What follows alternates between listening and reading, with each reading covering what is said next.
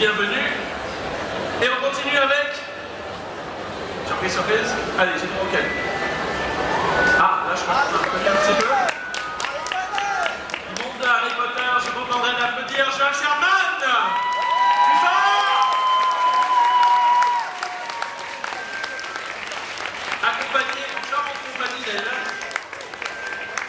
De notre fille de la bonne école. Joel Sherman, s'il vous plaît.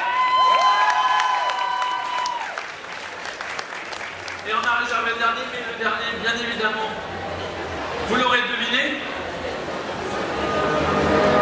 est un peu à la maison. On va l'accueillir, mon cher ami Christopher Judge.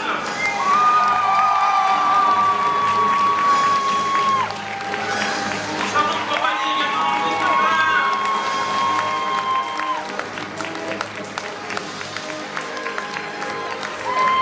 On applaudit les Castelliens qui sont venus accompagner nos guests tout au long de la journée. Merci beaucoup. Et on va pouvoir commencer rapidement avec les questions. On est très en retard. Tu as déjà une question, c'est ça? Vas-y, on t'écoute. Bonjour, j'aurais une question pour Josh.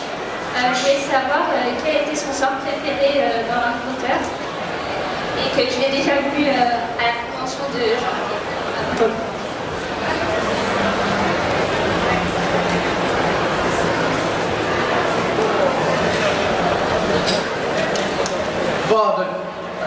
Avada Kedavra. It's a bad spell.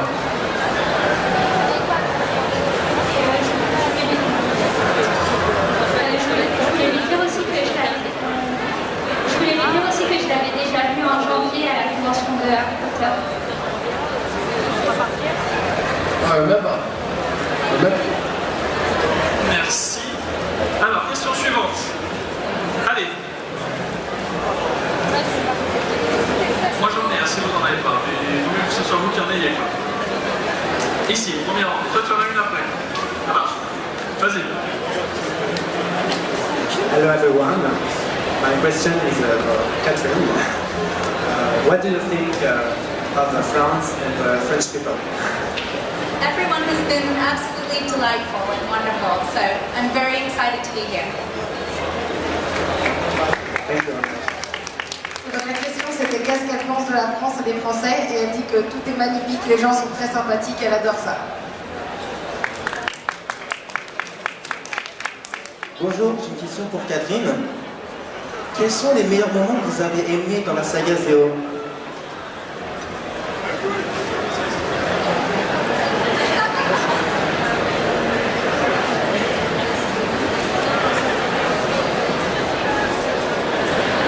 I always enjoyed meeting the fans, obviously, and particularly when we'd have children come and visit the set from Make-A-Wish Foundation and things like that. That was very rewarding. Et bien elle, ce qu'elle adore, c'est de rencontrer les fans, et aussi pendant le tournage, des fois ils avaient des enfants, donc des fans petits qui venaient sur le tournage, parfois invités par la fondation Make-A-Wish, je ne sais pas si vous connaissez, c'est pour les enfants malades, et ça lui faisait toujours plaisir de les accueillir sur le plateau. Mademoiselle en bleu, en tout bleu. Entièrement bleu. J'ai une question pour Josh. C'était pour savoir lequel Harry Potter il a aimé le plus tourner. Quel est son Harry Potter préféré? Probably the second film, because I had the most to do in it. So yeah, I'm going from the first film where I didn't really have that much to do, and then the second film, the whole Polyjuice potion scene. Yeah, it's good fun. Donc ce serait le film qu'il a préféré tourner, serait probablement le deuxième, parce qu'il avait le plus à faire dans leur personnage, puisque dans le premier ils étaient juste un peu dans le fond, mais dans le deuxième, quand Harry et Ron ont bu le polynectar, et ben ils ont pu, lui il a pu jouer l'un des personnages principaux. Petite question pour Chris. On va faire une rapide question pour Chris. Chris est venu plusieurs fois en visite, c'est un petit peu le parrain du côté Sci-Fi Show. Il a beaucoup de nouveaux projets d'après ce que j'ai entendu. Qu'est-ce qu'il peut nous dire sur ces nouveaux projets? Et on a vu qu'à chaque fois qu'il vient, il y a de plus en plus de monde pour les photos, pour les dédicaces. Est-ce que ça arrive partout ou est-ce que c'est un petit peu spécifique à la France?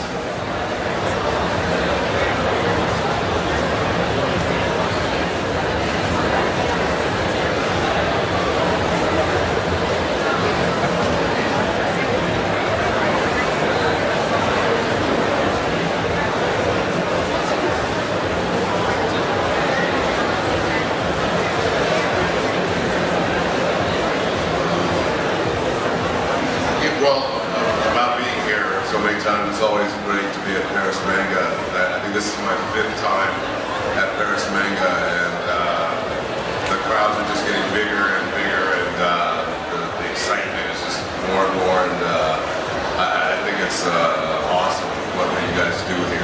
It's really great. Yeah, so I have a few things coming up. I have a Netflix series called Gods and Secrets, and I don't know if it's good to say right now, but I actually played the President of the United States.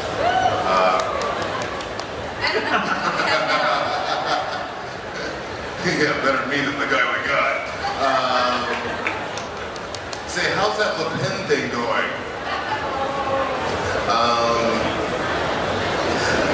And then, so I've been working on God of War, as some of you know, for the last 2 years. So it will be out at some point next year. It's still, I think we're a year behind right now, but it's not because anything's going wrong. It's just because, like every time something new with the technology happens, we institute it. So and I've seen some of this stuff, and it's going to be fantastic.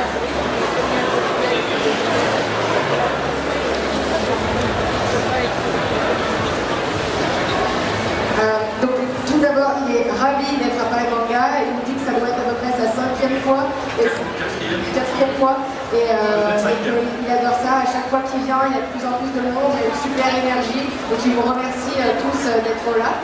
Et oui, en effet, il a des projets. Donc il a une série sur Netflix. Et donc dans laquelle il ne peut pas trop en dire pour le moment, mais il joue le président des États-Unis. Et donc lui et Catherine sont d'accord que c'est mieux que ce qu'ils ont en ce moment. Et donc ensuite, il est toujours en train de travailler sur God of War. Et ça, ils sont à peu près 1 an en retard sur le planning d'origine, mais ça va sortir aussitôt que possible. Et c'est pas parce que quelque chose se passe mal, c'est simplement qu'ils essayent de rattraper la technologie. Donc à chaque fois qu'il y a des nouvelles avancées technologiques, ils veulent les incorporer. Et donc ça prend toujours plus de temps. Mais il a vu un petit peu du projet et il nous dit que ça va être génial. Merci Chris. Allez, il y a des questions derrière. Vas-y, ouais. Le jeune homme qui lève la main.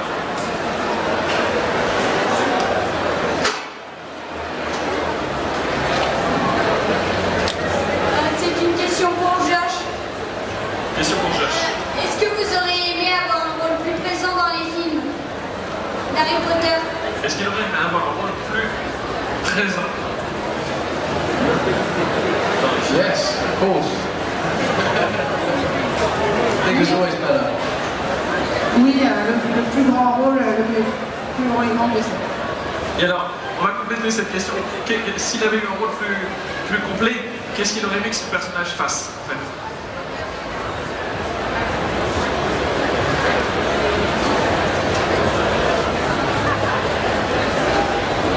In the books, Boyle's got Crabbe and Boyle both have much bigger parts. So I would have liked to have seen more Crabbe and Boyle scenes which they had in the book. I mean, I think Crabbe and Boyle played Quidditch in the book, they don't in the movies. So yeah, that would have been quite cool to do. Voilà, donc on nous demande qu'est-ce qu'il aurait pu faire qu'est-ce qu'il aurait aimé que son personnage puisse faire en plus dans les films. Et donc il nous rappelle que c'est vrai que dans les livres, Crabbe et Goyle, ils ont des plus gros rôles, on les voit un peu plus souvent et surtout on voit un peu plus des détails de leur vie à Poudlard. Et donc il nous dit qu'il est presque sûr que dans les livres, il joue au Quidditch par exemple. Et c'est quelque chose qui n'a pas été intégré au film. Et il aurait bien aimé pouvoir faire ça, jouer au Quidditch. question. Alors, après, ce sera pour toi. On a une question là déjà. Voilà. Hello, my question is for Christopher. Which one did you like to use the most in Stargate? Which one? Which what? Weapon. Weapon. I thought you said which hand did I like to use the most? Maybe. Both.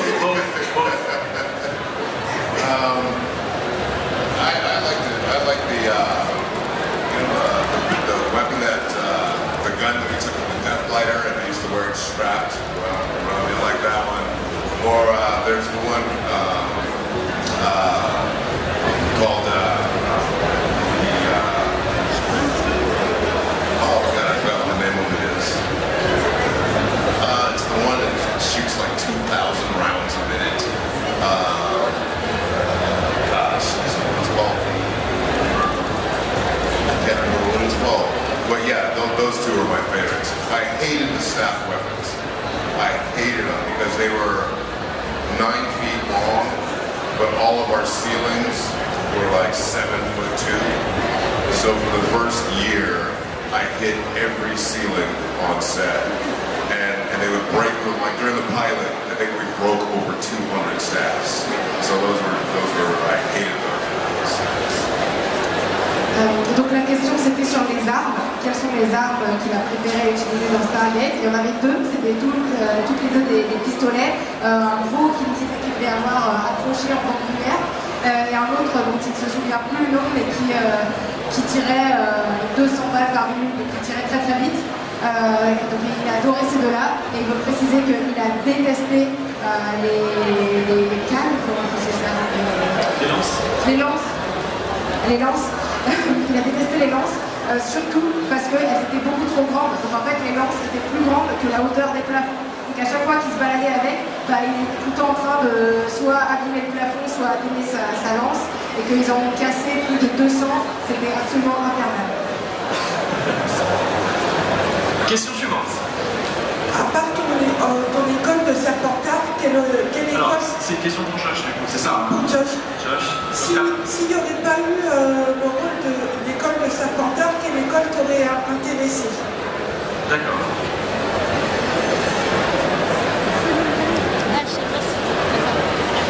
Probably Gryffindor. Et bien s'il n'était pas à Serpentard, il serait probablement à Gryffondor. Et pourquoi? And why? Well, you've got Hufflepuff is definitely no.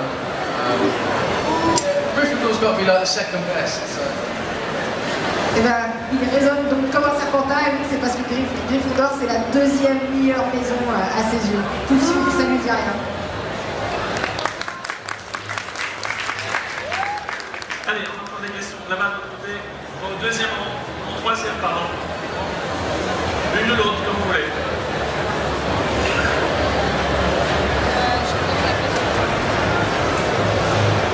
This is a question for Mr. Jack. Si tu peux parler un petit peu plus fort, s'il te plaît. Merci. Amanda and Rick often tell a story about you, and that includes a certain spacesuit. And I would like to know if you can tell us a funny memory you have about them. Funny memory about Rick and Amanda. I can say it in public.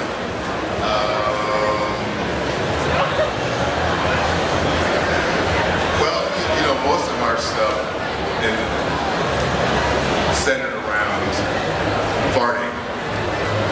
And, Amanda wasn't a big participant in it. So, and Rick and I were. So I don't even know if Amanda knows this, but when we knew we were doing scenes with Amanda, we would get there early and like fart where she would be. And so she was constantly having to deal with kind of stuff like that. And something about Rick and I, it always involves something to do with farting. So, the one about the suit, that whole day was ridiculous because I don't know if you heard this, but I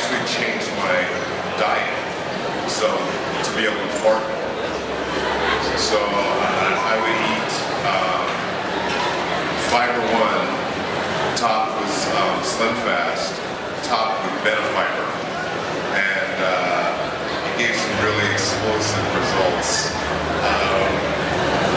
So that one particular day they were talking about, we actually had to stop shooting for a half hour to clear out the set because the smell was so bad. So that's kind of all what our stuff revolved around. Voilà, la question c'était sur une histoire que Rick et Amanda racontent souvent en convention de Chris dans son dans sa combinaison. Et donc on me demande si Chris lui peut raconter une histoire drôle sur Amanda et Rick. Et il nous explique que toutes les blagues sur le plateau, ça tournait toujours un peu autour du même thème de pété. Et donc que Amanda, elle participait pas trop à ce genre de jeu, mais que Rick et Chris, c'était un peu leur jeu préféré. Et donc quand ils savaient qu'ils allaient avoir une scène avec Amanda, ils s'amusaient à arriver un peu plus tôt pour péter là où elle serait dans la scène. Donc elle était tout le temps en train de devoir supporter leurs bêtises. Et que, je ne sais pas si vous êtes au courant, mais il a changé son régime alimentaire pendant le tournage pour pouvoir péter encore plus. Donc il nous racontait tout ce qu'il devait manger et qu'une fois il a réussi à ce qu'il doit interrompre le tournage pour vider le plateau pour attendre de faire rentrer un peu d'air frais. Bien ça, effectivement. Allez, on a une question devant. Ma question est pour Catherine. J'aurais voulu savoir combien de temps est passé pour tourner un épisode de sa série.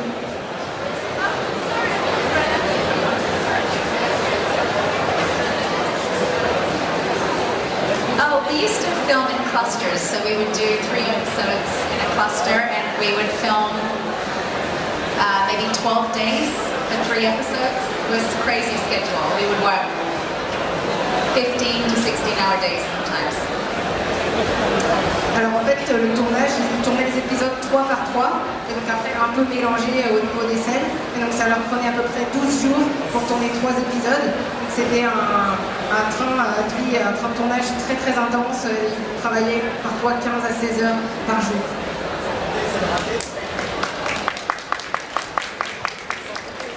Merci. Donc, question. Question suivante. Moi j'ai une question pour Christopher George. J'aimerais demander quel était votre rôle à jouer préféré entre SG1 et les Goa'uld. Qu'est-ce qu'il préférait, SG1 ou les Goa'uld?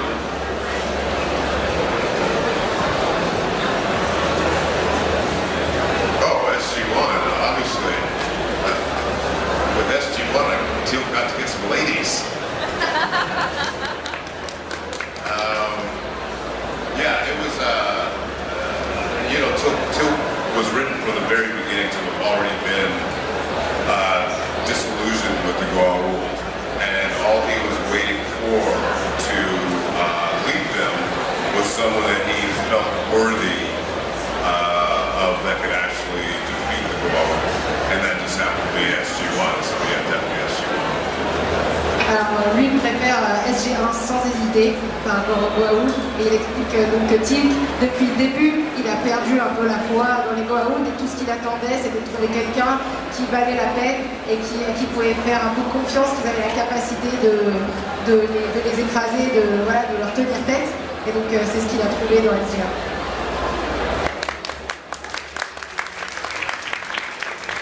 Question. Moi, je t'ai déjà vu faire un quiz. Je sais plus où. Ouais, c'est ça, t'as leur quiz sci-fi. Hi, question for Christine Catherine Sutherland, sorry. You play various roles of Pink Ranger.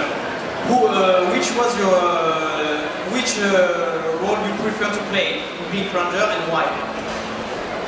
I really liked my entry to the show because I got to be evil before I became good, so that was fun. But I always say Zeo because that was my season.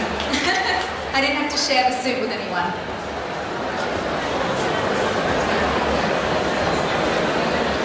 Donc elle a bien aimé Meg Murphy parce qu'elle a pu être méchante avant de devenir gentille.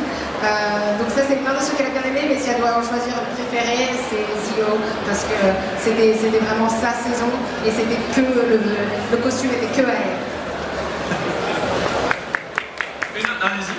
Allez-y. Une autre question. Tu as une chose, une question. Allez, d'abord une et on voit si on peut faire deux. Allez, on y va.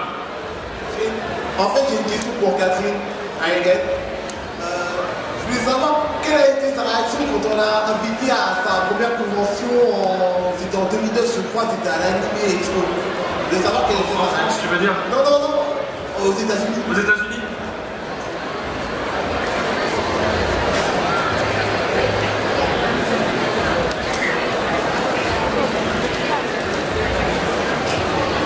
That's a good question. Someone contacted me on Facebook and said there was this anime expo, and I was like, no one's going to remember Power Rangers, so why am I going? But he assured me that I should go, and when I got there was a lot of people, and I had no idea that the show had made such an impact, all those years later. So it was very overwhelming and very flattering, and it's such a blessing to be able to do this. We all get to travel around the world and meet our fans, and it's a real gift. So I'm very grateful. Donc pour sa première convention, quelqu'un l'avait contacté en fait sur Facebook en lui parlant de cette convention aux États-Unis d'animé. Et au départ, elle pensait pas, elle s'était dit personne va se rappeler des Power Rangers, donc à quoi ça sert que j'y aille? Mais on l'a quand même convaincue d'y aller.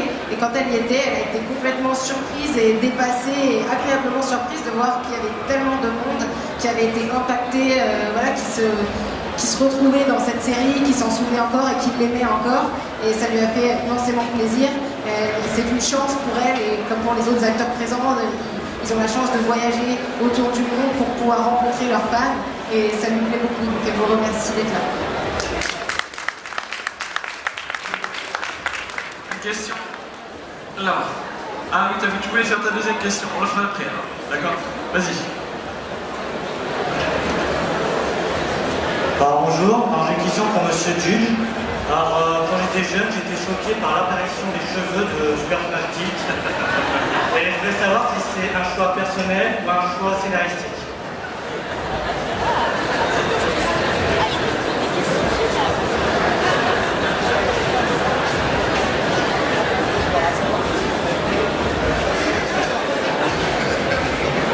You don't like it? Is that what you're saying?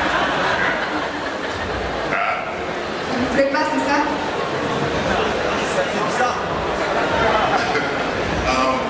When I first auditioned for Teal, I had very long hair, and I didn't hear for a few weeks. So I was getting ready for pilot season, so I thought I'd be doctors and lawyers or whatever. So I cut my hair. The next day, I had my screen test. So they had already done the mock-ups of Teal with long hair. So when we went to do the screen test, just having short hair didn't look right. So they asked me if I'd ever been bald, and would I consider it? And I said, sure, for the right price. So we negotiated the price, and I shaved my head, and I said, how long? They said, 3 episodes. In 3 episodes, you can start growing your hair back. So 7 years later, when I was still bald, I finally went in and said, look, it's time. It's time. Because my hair grows so fast that sometimes I shave at lunchtime. So I would shave in the morning, and by lunchtime, I would already have stubble. So I would have to take off all the makeup on my head and shave my head again. So, it's just, I hated it. I hated it. The only bad thing I can say about Stargate is the shaving of my head, which I absolutely hated. So, we never really even addressed it on the show, other than O'Neill saying, so, Teal, what's with the hair? That's the only time we ever addressed it. Alors, l'histoire de ses cheveux, ça commence à son audition. Et en fait, au début, il avait des cheveux très longs. Et donc, quand il a été contacté au début pour Stargate, il avait des longs cheveux. Et puis après, on l'a pas vraiment rappelé au départ. Donc, c'était la saison des pilotes de série, donc il ne pouvait pas avoir trop de longs cheveux. Il s'est coupé les cheveux. Et donc ensuite, quand il a eu le rôle et qu'il faisait ses tests à l'écran pour le rôle de Teal'c, eux, ils s'attendaient à ce qu'il ait encore les cheveux. Ils avaient tout préparé pour qu'il ait des longs cheveux. Et avec des cheveux courts, il n'y avait rien de spécial, ça allait pas. Donc ils lui ont demandé, est-ce que tu considérais d'être chauve? Alors il a demandé, ça dépend combien vous payez. Donc ils ont fait un peu une négociation pour se mettre d'accord là-dessus. Il s'est rasé la tête et a demandé, ok, mais pour combien de temps? On lui a dit 3 épisodes. Dans 3 épisodes, c'est bon, tu peux avoir des cheveux. Et donc, 7 ans plus tard, quand il n'avait toujours pas de cheveux, il a commencé à en avoir marre.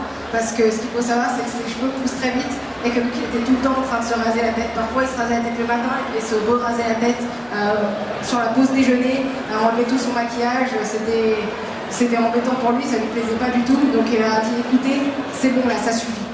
Et donc c'est pour ça, pour cette raison que Teal'c a fini par avoir des cheveux.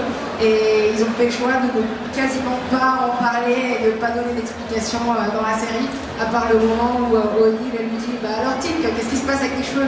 Et c'est tout. Sinon, c'était un choix de ne pas en parler. Mais il était plus que temps.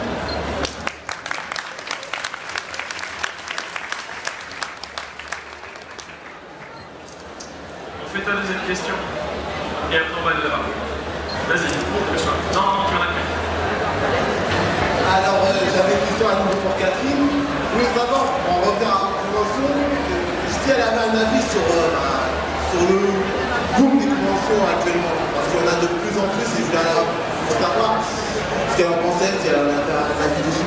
Est-ce qu'elle trouve ça bien ou pas? Non, je voulais avoir un avis. D'accord, ok. Un avis principal sur le boom des conventions, sur la multiplication du nombre de conventions.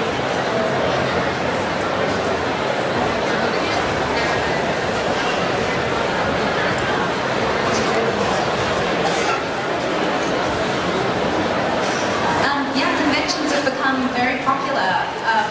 It's like a whole different culture of its own. So we're very appreciative that we get to go to them and meet everyone. It's great. It's a great opportunity. Oui, pour elle c'est plutôt positif que les conventions se multiplient, c'est devenu un peu une culture, la culture des conventions, c'est devenu un peu un petit monde à part, mais pour elle c'est bon signe, quoi. Elle apprécie le fait qu'il y ait de plus en plus de fans qui aient envie de venir à ces événements. Merci Catherine. Alors, question suivante. On avait des choses de souhaiter. La première en tiens. Et après derrière. Bonjour, ma question est pour Catherine. Je voudrais savoir comment est arrivé du nouveau film de Power Rangers qui sort aux États-Unis et qui sort au 7 avril en France. Je voudrais savoir comment elle réagit. Est-ce qu'elle en pense?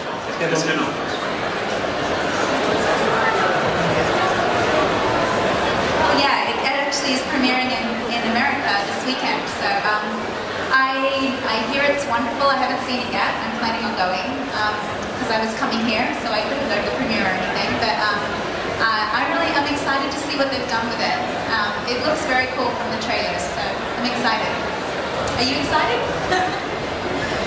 Eh bien, ce nouveau film Power Rangers, elle a hâte de le voir. D'ailleurs, l'avant-première est ce week-end aux États-Unis. Elle n'a pas pu y aller puisqu'elle est ici avec nous, mais elle a hâte, elle compte bien aller voir le film une fois qu'elle sera rentrée. On lui a dit, elle a entendu des bons retours dessus. Elle trouve que d'après la bande-annonce, d'après le peu qu'elle en a vu, il a l'air super bien. Donc ça lui fait plaisir. Elle a hâte d'aller le voir.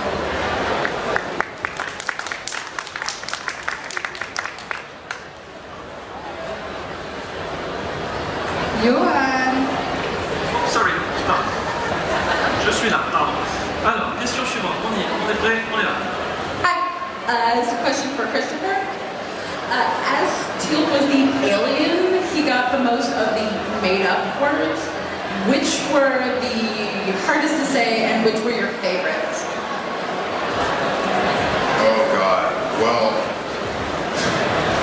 I hated all of them because they wouldn't put any thought into the words. What they would do is just write down a bunch of consonants and then throw some vowels in. So the first time that they ever introduced the Zats,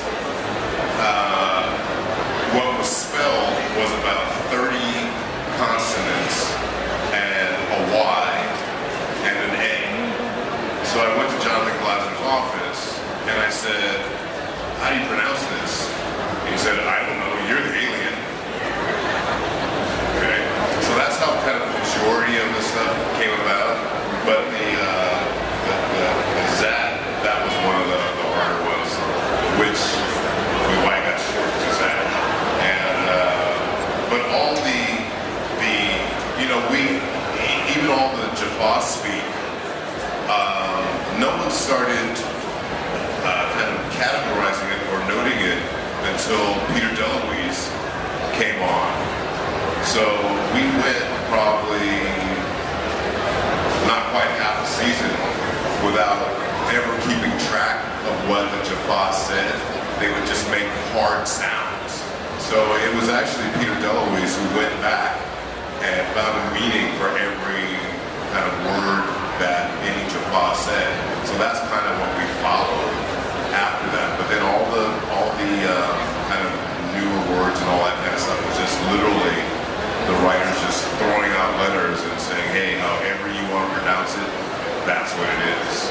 So it was, that's kind of how Indeed came about. In the beginning, Till always said no and yes, and it sounded very Earth-like to me. And so I said, this doesn't sound right. It doesn't sound like he's an alien. And so they said, okay, well, say something else then. And so I tried a bunch of different things, and kind of Indeed just sounded the best. So that's kind of how that came.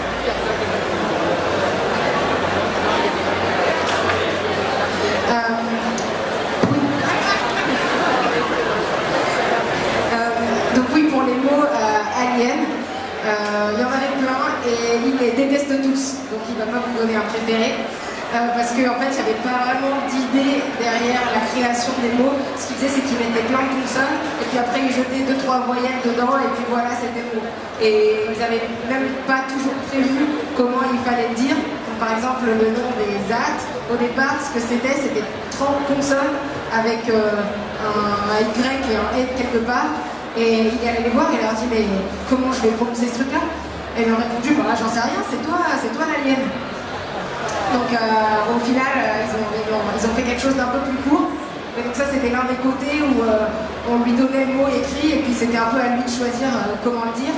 Et puis même quand il s'agit du langage Jaffa, au tout début, il n'y avait aucune logique derrière, dans le sens où il ne se rappelait même pas, il ne notait pas ce qu'ils avaient préparé, ce qu'ils avaient décidé de faire, jusqu'à ce que Peter DeLuise vienne sur le show. Et donc au départ, à chaque fois, en fait, il créait une nouvelle phrase, mais sans se rappeler, sans regarder à ce qui existait déjà avant. Et donc c'est lui, Peter, qui a commencé donc à trouver un sens à chaque mot, pour garder un peu une logique du langage Jaffa, et ça a rendu les choses un peu plus faciles. Mais donc d'un côté, ça lui a donné aussi un peu plus de liberté, puisqu'il a pu choisir la prononciation de ses mots, et aussi de sa phrase à lui, qui dit tout le temps, il dit, au départ, il y avait d'autres choses, ça lui plaisait pas, il disait, ça correspond pas au personnage, et on l'a laissé un peu choisir, on lui a dit, bah, vas-y, dis quelque chose, et il a trouvé celle-là.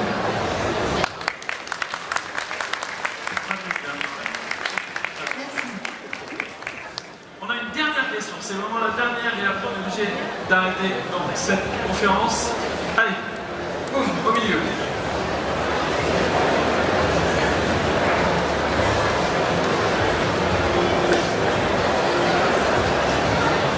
Alors, j'ai une question pour Josh. J'aurais voulu savoir s'il avait passé le casting uniquement pour le rôle de Goyle, ou est-ce qu'il avait passé le casting pour éventuellement avoir un autre rôle dans Harry Potter. Genre Hermione, tu vois. Voilà.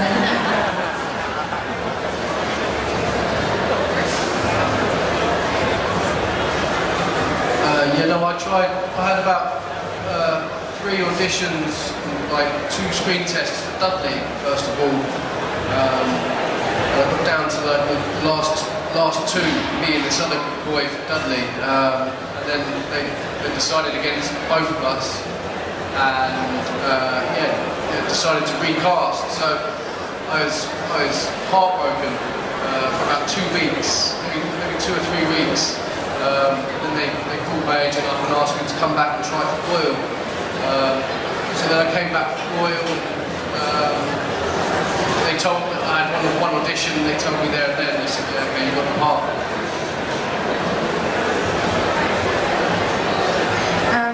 Donc il n'a pas auditionné au départ pour le rôle de Goyle, en fait il a auditionné pour le rôle de Dudley.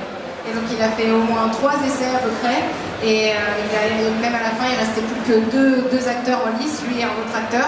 Et au final, ils ont décidé de prendre aucun des deux. Donc au début, il avait un peu le cœur brisé. Il était tout déçu pendant quelques semaines, 2-3 semaines. Et puis finalement, ils ont rappelé son agent en lui demandant de revenir. Ils ont commencé à répartir certains rôles sur des acteurs qu'ils avaient vus, mais peut-être pour les changer de rôle. Et ils ont dit de revenir pour auditionner pour Goyle. Et donc ça s'est très bien passé. Il a fait 1 ou 2 essais. Et après, ils lui ont dit le jour même sur place, c'est bon, tu as le rôle. Donc il était content parce qu'il pouvait faire partie de l'aventure Harry Potter finalement. Et on termine cette conférence. Je vais vous demander de les applaudir tous les trois bien chaleureusement. Catherine Sutherland, John Sherman et Christopher Fox. Merci, thank you very much. Vous les retrouvez sur nos espaces respectifs et demain pour une nouvelle conférence à la même heure. Et donc on va faire un tout petit break.